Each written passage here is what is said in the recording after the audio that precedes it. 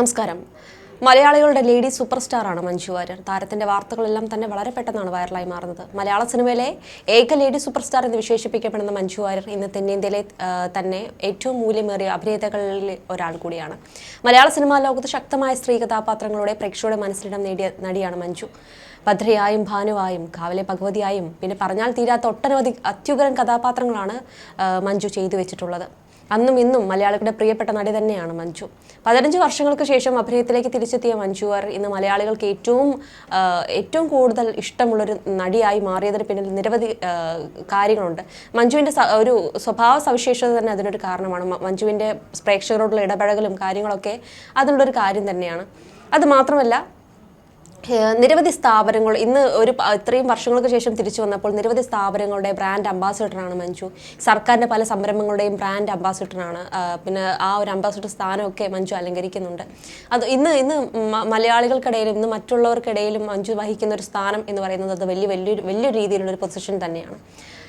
അതേസമയം ലോക ക്യാൻസർ ദിനത്തോടനുബന്ധിച്ച് സംസ്ഥാന സർക്കാർ സംഘടിപ്പിച്ച ആരോഗ്യമാനം എന്ന ജനകീയ ക്യാമ്പയിൻ്റെ ഗുഡ്വിൽ അംബാസിഡർ ആയിരുന്നു മഞ്ജു. ക്യാൻസറിനെതിരെയുള്ള പോരാട്ടത്തിലൂടെ ജീവിതം തിരികെ പിടിച്ച തന്റെ അമ്മയെയും അച്ഛനെയും കുറിച്ച് മഞ്ജു നടത്തിയ പ്രസംഗമൊക്കെ ഒരു സമയത്ത് സോഷ്യൽ മീഡിയ ശ്രദ്ധ നേടിച്ചിരുന്നു. ഇപ്പോഴിതാ കുടുംബശ്രീയെക്കുറിച്ചുള്ള നല്ല വാക്കുകൾക്ക് നടി മഞ്ജു വാര്യർക്ക് നന്ദി പറഞ്ഞ് എത്തിയിരിക്കുകയാണ് തദ്ദേശ വകുപ്പ് മന്ത്രി MP രാജേഷ്. പലപ്പോഴും മഞ്ജു വാര്യരുടെ ചില നിലപാടുകൾ വരുന്ന സമയത്ത് അല്ലെങ്കിൽ മഞ്ജു വാര്യരുടെ പ്രവർത്തികൾ വരുന്ന സമയത്ത് നിരവധി രാഷ്ട്രീയ പ്രവർത്തകർ തന്നെ മഞ്ജുവിനെ അനുകൂലിച്ച് അല്ലെങ്കിൽ മഞ്ജുവിൻ്റെ ആ ഒരു മുന്നോട്ടുള്ള ആ ചുവടുവെപ്പിനെ അഭിനന്ദിച്ച് ഒരുപാട് പേർ എത്തിയിട്ടുണ്ട്. അതുപോലെ തന്നെയാണ് കുടുംബശ്രീയെക്കുറിച്ചുള്ള ആ വാക്കുകൾക്ക് MP രാജേഷ് തന്നെ രംഗത്ത് വന്നത്. മഞ്ജു വാര്യർ എഴുതിയ കുറിപ്പിൽ നാഗർകോവിലിലെ പഴയ മാതൃസംഘത്തെക്കുറിച്ചും കുടുംബശ്രീയെക്കുറിച്ചുമുള്ള പരാമർശങ്ങൾ വായിക്കുമ്പോൾ അവരിൽ അഭിമാനിയായ സ്ത്രീയെ കാണുന്നുവെന്നാണ് MP രാജേഷ് കുറിക്കുന്നത്. കുടുംബശ്രീയുടെ പ്രവർത്തനങ്ങളുമായി പല വിധത്തിൽ സഹകരിച്ചപ്പോഴൊക്കെ ഞാൻ മാതൃസംഘത്തിന്റെ മുറ്റത്ത് പ്രകാശിച്ചിരുന്ന സൂര്യമുഖങ്ങളെയാണ് വീണ്ടും നേരിൽ കണ്ടത്. എല്ലാവരുടെയും മുഖത്ത് എന്തൊരു തെളിച്ചം, അഭിമാനം. മഞ്ജു വാര്യരുടെ കുറിപ്പിൽ പറയുന്നത് ഇങ്ങനെയാണ്: അയൽക്കൂട്ടങ്ങളെ കൂടുതൽ സർഗാത്മകമാക്കാനായി മഞ്ജു മുന്നോട്ട് വെച്ച നിർദ്ദേശങ്ങൾ നടപ്പാക്കുമെന്നും മന്ത്രി വ്യക്തമാക്കുന്നുണ്ട്. MP രാജേഷിന്റെ കുറിപ്പ് ഇങ്ങനെയാണ്: മഞ്ജു വാര്യർ ആത്മാവിൽ തൊട്ടെഴുതിയ കുറിപ്പ് വായിച്ചു. വായിക്കുന്നവരുടെ ആത്മാവിലേക്ക് ഇറങ്ങുന്ന സത്യസന്ധമായ വരികൾ. നീലാകാശത്തിന്റെ നിറമുള്ള വാതിലും അതിനപ്പുറത്ത് നിന്നുയരുന്ന ചിലങ്കയുടെ ശബ്ദവും മോഹിപ്പിച്ച കുട്ടിക്കാലത്തെക്കുറിച്ച് അവർ എഴുതുമ്പോൾ ഓർമ്മകൾക്കൊപ്പം കവിത കിനിയുന്നത് പോലെ. ആ കുറിപ്പിൽ നാഗർകോവിലിലെ പഴയ മാതൃസംഘത്തെക്കുറിച്ചും കുടുംബശ്രീയെക്കുറിച്ചും പരാമർശിക്കുമ്പോൾ മഞ്ജു വാര്യരുടെ ഒരു അഭിമാനിയായ സ്ത്രീയെ കാണുന്നു. കുടുംബശ്രീയെ ശരിയായി മനസ്സിലാക്കുകയും അടയാളപ്പെടുത്തുകയും ചെയ്ത നല്ല വാക്കുകൾക്ക് കുടുംബശ്രീയുടെയും തദ്ദേശ വകുപ്പിന്റെയും മന്ത്രി എന്ന നിലയിൽ ഹൃദയം നിറഞ്ഞ നന്ദി. കുടുംബശ്രീയോട് എക്കാലത്തും മഞ്ജു വാര്യർ ആത്മബന്ധം പുലർത്തിയിട്ടുണ്ട്. മനോഹരമായ കുറിപ്പിൽ അയൽക്കൂട്ട ഒത്തുചേരലുകളെ കൂടുതൽ സർഗാത്മകമാക്കാനായി അവർ മുന്നോട്ട് വെച്ച നിർദ്ദേശങ്ങൾ വളരെ വിലപ്പെട്ടതാണ്. അവ നടപ്പാക്കാൻ കഴിയുന്നതാണ്. അതിനാവശ്യമായ നിർദ്ദേശം നൽകുമെന്നറിയിക്കട്ടെ. ഇപ്പോൾ തന്നെ കുറിപ്പിൽ ചൂണ്ടിക്കാട്ടിയ പോലെ രംഗശ്രീയുണ്ട്. എന്നിടം എന്ന പേരിൽ ഓരോ ADSലും ഒത്തുചേരാനൊരു കേന്ദ്രവും അവിടെ ഓരോ മാസവും ചേരുന്ന സാംസ്കാരിക കൂട്ടായ്മകളുമുണ്ട്. അരങ്ങ് എന്ന പേരിൽ ഓരോ വർഷവും സംസ്ഥാന തലം വരെ സംഘടിപ്പിക്കുന്ന കുടുംബശ്രീ കലോത്സവം എന്നിങ്ങനെ പെൺജീവിതത്തിന്റെ ആവിഷ്കാരങ്ങൾക്കായി നിരവധി വാതിലുകൾ തുറന്നിട്ടിരിക്കുകയാണ് കുടുംബശ്രീ പ്രസ്ഥാനം. നൂറ്റാണ്ടിലേറെ കാലമായി ദശലക്ഷക്കണക്കിന് സ്ത്രീകളുടെ ജീവിതത്തെ വിപ്ലവകരമായി മാറ്റി തീർക്കാൻ കുടുംബശ്രീക്ക് കഴിഞ്ഞു. കുടുംബശ്രീയുടെ മുദ്രാഗീതത്തിൽ പാടുന്നത് പോലെ വിധിവാക്യങ്ങൾ തിരുത്തിക്കുറിച്ചും കഥകൾ പറഞ്ഞും കരളു പകുത്തും തമ്മിൽ താങ്ങായി നിൽക്കുന്ന പ്രസ്ഥാനമാണിത്. സാമ്പത്തികമായും സാമൂഹികമായും രാഷ്ട്രീയമായും മാത്രമല്ല സാംസ്കാരികമായും കൂടി ശാക്തീകരിക്കുക എന്നത് തന്നെയാണ് കുടുംബശ്രീ ലക്ഷ്യമിടുന്നത്. അതിന് ഉതകുന്ന നിർദ്ദേശമാണ് മഞ്ജു വാര്യർ മുന്നോട്ട് വെച്ചിട്ടുള്ളത്. കൂട്ടത്തിൽ ഒരു കാര്യം കൂടി മഞ്ജു വാര്യരുടെ ശ്രദ്ധയിൽപ്പെടുത്തട്ടെ.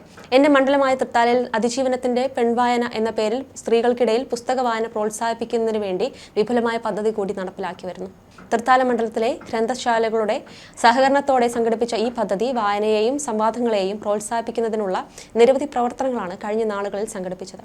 ഒരിക്കൽ അതിന്റെ ഭാഗമാവാൻ മഞ്ജു വാര്യരെ ക്ഷണിക്കുന്നു. കുടുംബശ്രീയെക്കുറിച്ചുള്ള ഹൃദയസ്പർശിയായ വാക്കുകൾക്ക് ഒരിക്കൽ കൂടി നന്ദിയാണ് അദ്ദേഹം പറഞ്ഞിരിക്കുന്നത്. അതേസമയം ഞാൻ നേരത്തെ പറഞ്ഞതുപോലെ നേരത്തെയും മഞ്ജു വാര്യരെ പ്രശംസിച്ച് നിരവധി മന്ത്രിമാർ എത്തിയിട്ടുണ്ട്. ആരോഗ്യമാനന്ദമാണ്, ആരോഗ്യമുള്ള ജീവിതമാണ് നിന്റെ നിക്ഷേപമെന്ന് മഞ്ജു വാര്യർ ഒരിക്കൽ പറഞ്ഞിട്ടുണ്ട്. ക്യാൻസർ പ്രതിരോധത്തിനും ചികിത്സയ്ക്കുമായി സംസ്ഥാന ആരോഗ്യവകുപ്പ് നടപ്പിലാക്കിയ ആരോഗ്യമാനന്ദം പരിപാടിയിൽ പങ്കെടുത്ത് മഞ്ജു വാര്യർ സംസാരിച്ചത് വലിയ രീതിയിൽ ചർച്ചയായിരുന്നു. നമ്മുടെ ജീവിതത്തിൽ ചെയ്യാൻ കഴിയുന്ന ഏറ്റവും വലിയ നിക്ഷേപം എന്ന് പറയുന്നത് ആരോഗ്യമുള്ള ഒരു ശരീരമാണ് എന്നാണ് മഞ്ജു പറഞ്ഞത്. ശരീരത്തെ ആരോഗ്യകരമായി സൂക്ഷിക്കുക എന്നതാണ് നമുക്ക് നമ്മളോട് തന്നെ ചെയ്യാൻ കഴിയുന്ന ഏറ്റവും വലിയ കാര്യം. പ്രത്യേകിച്ചും ഇന്നത്തെ കാലത്ത് എന്ന് എനിക്ക് തോന്നിയിട്ടുണ്ട്. ഒരുപാട് മഹാമാരികളെ ഒറ്റക്കെട്ടായി നിന്ന് ചെറുത്ത് തോൽപ്പിച്ചവരാണ് നമ്മൾ. പക്ഷേ ക്യാൻസർ എന്ന പേര് കേൾക്കുമ്പോൾ ഭയത്തോടെ സംശയത്തോടെ കാണുന്ന കണ്ണുകൾ ഞാൻ ചുറ്റിനും കണ്ടിട്ടുണ്ട്. എനിക്ക് തോന്നിയിട്ടുള്ളത് ക്യാൻസർ എന്ന രോഗത്തേക്കാൾ അപകടകാരി ആ രോഗത്തെക്കുറിച്ചുള്ള തെറ്റായ അറിവുകളാണ് എന്നുള്ളതാണ്. എൻ്റെ സ്വന്തം ജീവിതത്തിൽ ക്യാൻസറുമായി ബന്ധപ്പെട്ട് പല അവസ്ഥകളും കടന്നുപോയിട്ടുണ്ട്. എൻ്റെ അച്ഛനും അമ്മയും ക്യാൻസർ രോഗികളായിരുന്നു. അവർ അത് വന്നതുകൊണ്ട് കരഞ്ഞു തളർന്നില്ല. അവർ അതിനെ ചികിത്സിച്ചു ഭേദം ആക്കിയവരാണ്. അച്ഛന് പലവട്ടം ക്യാൻസറിനെ അഭിമുഖീകരിക്കേണ്ടി വന്നിട്ടുണ്ട്. ക്യാൻസർ എന്ന് കേൾക്കുമ്പോൾ ഇനി ജീവിതം ഒന്നുമില്ലെന്ന് കരുതി ജീവിക്കുന്ന ആളുകൾ നമ്മുടെ ഇടയിലുണ്ട്. പക്ഷേ എൻ്റെ മുൻപിൽ ഉള്ളത് എൻ്റെ അമ്മയാണ്. ബ്രസ്റ്റ് ക്യാൻസർ വന്നതിന് ധൈര്യത്തോടെ ഒരു ചിരിയോടെ ചേർന്ന് തോൽപ്പിച്ചു പഴയതിലും ഭംഗിയായി സുന്ദരിയായി പഴയതിലും ആക്റ്റീവായി ജീവിതത്തെ അഭിമുഖീകരിക്കുന്ന എൻ്റെ അമ്മ എൻ്റെ വീട്ടിലുണ്ട്. വളരെ പ്രതീക്ഷയോടെ വളരെ ഇൻസ്പിറേഷണലായി വളരെ ആകാംക്ഷയോടെ ഞാൻ നോക്കിക്കാണുന്ന ആളാണ് എൻ്റെ അമ്മ. അമ്മയുടെ കാര്യത്തിൽ കൃത്യമായ സമയത്ത് രോഗം കണ്ടുപിടിക്കുകയും കൃത്യമായ ചികിത്സയിലൂടെ അത് ഭേദമാക്കാൻ കഴിഞ്ഞു എന്നുള്ളതുമാണ് ഏറ്റവും വലിയ ആശ്വാസം. ക്യാൻസറിനെ സംബന്ധിച്ച് പല കാര്യങ്ങളുണ്ട്. ആദ്യമേ രോഗം കണ്ടെത്തുക എന്നുള്ളതാണ്. പിന്നെ രണ്ടാമതായി പറയാനുള്ളത് ഇന്നത്തെ ആധുനിക കാലത്തിൽ കൃത്യമായി ആ രോഗത്തിനുള്ള സാധ്യത ഉണ്ടോ ഇല്ലയോ എന്നുള്ളതും അറിയാൻ കഴിയും. ഇതിനെക്കുറിച്ചുള്ള ബോധവൽക്കരണം ജീവിതശൈലിയിൽ വരുത്തേണ്ട മാറ്റങ്ങളൊക്കെയും ഈ രോഗത്തെ സംബന്ധിച്ചിടത്തോളം വളരെ പ്രധാനമാണ്. അങ്ങനെയുള്ള ഇടത്താണ് സർക്കാരിൻ്റെ ആരോഗ്യമാനന്ദം എന്ന പദ്ധതിയുടെ പ്രാധാന്യം എടുത്തു പറയേണ്ടതെന്നാണ് അന്ന് മഞ്ജു വാര്യർ കുറിച്ചിരുന്നത്. ലോക ക്യാൻസർ ദിനത്തോടനുബന്ധിച്ച് സംസ്ഥാന സർക്കാർ സംഘടിപ്പിച്ച ആരോഗ്യമാനന്ദം എന്ന ജനകീയ ക്യാമ്പയിൻ ഗുഡ്വിൽ അംബാസിഡർ ആയിരുന്നു മഞ്ജു വാര്യർ.